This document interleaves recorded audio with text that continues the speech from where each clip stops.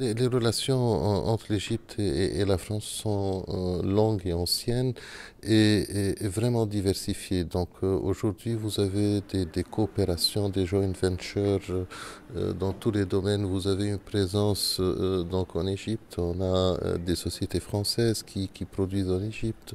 Je vous parle de Sanofi, de Saint-Gobain et beaucoup d'autres. Et l'Égypte, aujourd'hui, est en train de motiver les investisseurs de tous bords. Comme le président de la République égyptienne le dit, la France a toujours droit à un traitement préférentiel en Égypte.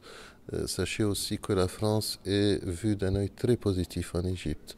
La France, juste un très ancien discours aujourd'hui de M. de Villepin aux Nations Unies concernant l'Irak, mais qui s'est avéré d'une sagesse extraordinaire après tout ce vécu qu'on a vu, mais aussi la France qui a construit le métro du Caire. Vous imaginez dans une ville de 22 millions d'habitants, le métro, comment il peut changer la vie des gens. Et donc l'homme de la rue aime bien la France, mais l'État égyptien aussi apprécie la coopération avec la France. Cette coopération, elle est dans tous les domaines.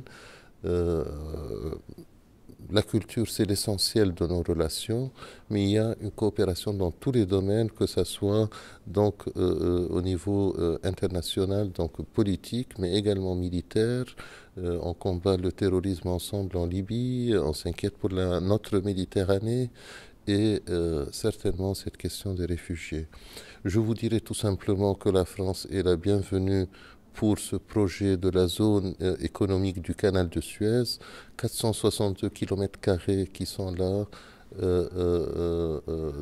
avec des pays qui se sont déjà décidés, la Chine qui a 7 millions de mètres carrés pour faire une zone industrielle chinoise. Il y a la Russie et bien entendu, on attend la France qui aura, comme toujours, ce traitement préférentiel, vu toute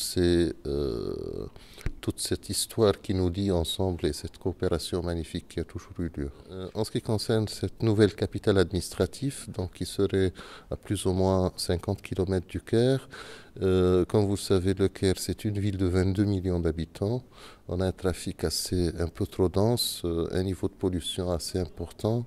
Et donc, créer cette nouvelle capitale va permettre aux Kairotes de vivre beaucoup mieux, va permettre aux administrations égyptiennes d'avoir une meilleure performance et offrir de meilleurs services, mais également ça va nous permettre de développer notre Sinaï encore plus puisque la capitale bouge vers l'est et je suis sûr que vous êtes au courant également du projet de la construction de 3 tunnels donc, qui vont lier le Sinaï avec le reste de l'Égypte, ce qui permettra le développement souhaité en Sinaï.